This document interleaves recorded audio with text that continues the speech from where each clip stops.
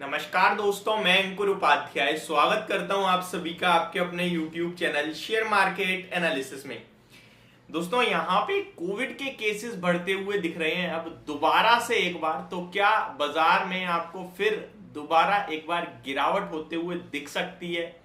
क्या मार्केट में कुछ बड़ा क्रैक आ सकता है या फिर एक नॉमिनल सी गिरावट होगी एक आध दिन के लिए और फिर मार्केट समझ जाएगा? कितना सावधान रहना है और आपको कैसे अपनी पोजीशन को बनानी है, सबसे इंपॉर्टेंट जो पोर्टफोलियो इस समय नुकसान में है उसके साथ क्या करना चाहिए। देखिए, मेरे पास काफी कमेंट आते हैं कि मैंने इतने रुपए लगाए, इतने रह गए हैं। ऑलमोस्ट सबके जो भी कमेंट्स मैं पढ़ रहा हूँ बहुत नॉर्मल कम ही आते हैं इस तरह के कमेंट्स। बट जितने भी कमेंट्स हैं वो ऑन एन एवरेज देखूं तो 20 से 22% नीचे दिखती है पोर्टफोलियो सबकी। और एक्चुअल में ये हुआ है सबके साथ। अगर आपके पास क्वालिटी, एक से क्वालिटी स्टॉक है ना, वो भी 20-22% आपको पोर्टफोलियो में नुकसान दे रहा है, तो इस तरीके की मार्केट में कॉन्फिडेंस डगमगा जाता है कि यार मैंने शेयर सही लिया है या शेयर ही खराब है। तो आपने शेयर सही लिया है बट मार्केट में ही आपको ये करेक्शन देखने को मिली है, इसकी वजह से आपके सारे शेयर्स डाउन है। क्योंकि ऑलमोस्ट अगर केवल आपके शेयर्स खराब होते तो फिर दूसरे इंसान की पोर्टफोलियो खराब नहीं होती, सबकी ही पोर्टफोलियो खराब है। या इससे सबसे अच्छा कंपैरिजन ये हो सकता है, आपके पास जो शेयर्स हैं वो तो आपको खराब लगेंगे इस समय क्योंकि नीचे हैं, लेकिन अगर आपको कोई शेयर अच्छा लग रहा है तो क्या वो शेयर नीचे नहीं है, आप ये चेक करना, आपको दिखेगा वो भी नीचे है। ठीक है। और अगर कुछ ऐसा देख रहे हो जो 52 वीक हाई पे ट्रेड कर रहा है, तो इतना मैं आपके साथ लिख के दे सकता हूं कि जब आपके शेयर्स चल रहे होंगे ना, वो नहीं चल रहा होगा। क्योंकि मार्केट बहुत स्मार्ट है। यहाँ पे जो बिगिनर्स होते हैं वो इसी तरीके से फंसते हैं, अरे ये तो नीचे जा रहा है, ये ऊपर जा रहा है, ये खरीदो। लेकिन जब साइकिल होगी, रोटेशन आएगा, तो वो वहीं का वहीं रहेगा या फिर नीचे चला जाएगा और ये ऊपर चले जाएंगे। जो गिरावट में गिरता नहीं है वो तेजी में बढ़ता नहीं है, ये हमेशा याद रखना। अब मैं आपके साथ, मैं जो टॉपिक था उसके, मैं एक तो जब पोर्टफोलियो से रिलेटेड बात होती है ना तो थोड़े इमोशंस में बह जाता हूँ। तो सबसे पहले मैं आपको बता दूं, a total of 3,375 cases were recorded on October 2nd last year। 2 अक्टूबर को 3375 केस आए थे सिंगल डे में। इस बार लगभग 3000 फ्रेश केस आते हुए दिखे एक दिन में, और ये कहीं ना कहीं उसके बाद से सबसे ज्यादा सिंगल डे में केस आए हैं। रिसेंटली पीएम मोदी भी आपको पता है मिलते हुए दिखे थे इस कोविड को लेकर। कहीं ना कहीं एक मीटिंग हुई थी जहां पे चेक करना था कि इसको हम कैसे टैकल करेंगे, कैसे सावधान करें, क्या करना चाहिए, इसके ऊपर मीटिंग भी हुई थी। तो यहां सबसे पहले डिटेल दे दूं, India saw single day rise of 3016 fresh corona virus cases in past 24 hours, अब 40% जंप सिंस यस्टरडे। 40% बढ़कर, यानी ऑलमोस्ट 24 घंटे पहले, यानी कि ट्यूसडे के समथिंग जो केस थे वो अराउंड आपके 1600 समथिंग थे, और एक साथ 40% का जब दिखाए 3000 से ज्यादा की। और आपको पता है कोविड के केस किस हिसाब से बढ़ते हैं।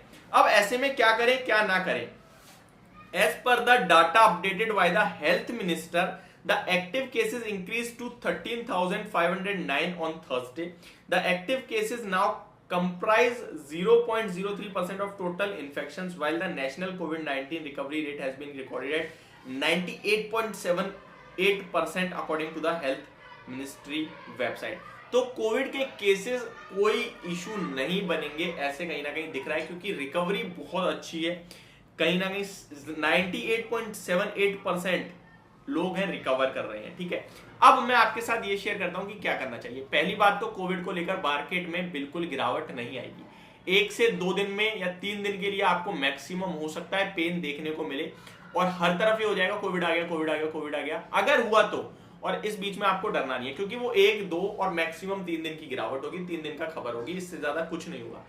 ऑलरेडी हम लोगों ने वर्स्ट केस देखा है। उसके बाद जब सेकेंड वेव आई थी, 1.5 लाख केसेस रोज, 1.5 लाख 3 लाख केसेस आ रहे थे, तब बाजार नहीं गिरा। अब क्या गिरेगा? अब तो हमें पता है इसको कैसे टैकल करना है। ऑलमोस्ट हर एक व्यक्ति कहीं ना कहीं कोविड की डोज लेके बैठा है। तो मेरे को लगता है कोई इशू नहीं है, आप वैक्सीन की मीन्स की कोई इशू नहीं है, आपको अपनी पोर्टफोलियो जैसे है वैसे ही होल्ड करना है। मार्केट में ग्लोबल सिचुएशन से डरना है, कोविड से नहीं डरना है। ग्लोबल सिचुएशन अभी खराब दिख रही है, बट कहीं ना कहीं ये भी दिख रहा है आने वाले समय में अच्छा होने वाला है। अब ये कैसे कह सकता हूं मैं? ये इस तरीके से कह सकता हूं, पहला रीजन तो रेट हाइक जो है वो अब एक बार और मैक्सिमम दिख रहे हैं और फिर रुकेंगे।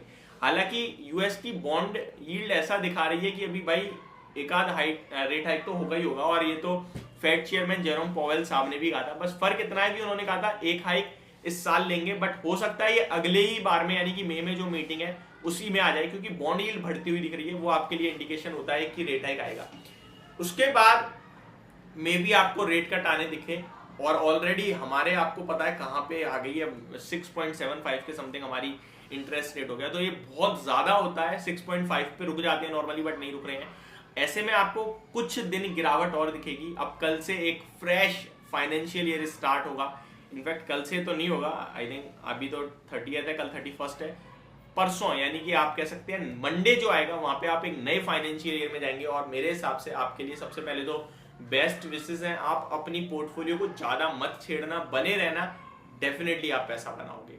और क्वालिटी स्टॉक्स को एवरेज भी करना, अगर हो सके तो, नहीं हो तो कोई इशू नहीं है। बाकी इससे आपको डरने की या घबराने की जरूरत नहीं है। तो ये मेरी तरफ से मेरा ओपिनियन। होप आपको ये वीडियो समझ और पसंद दोनों आई होगी। Thank you so much for watching this video. Have a great day guys.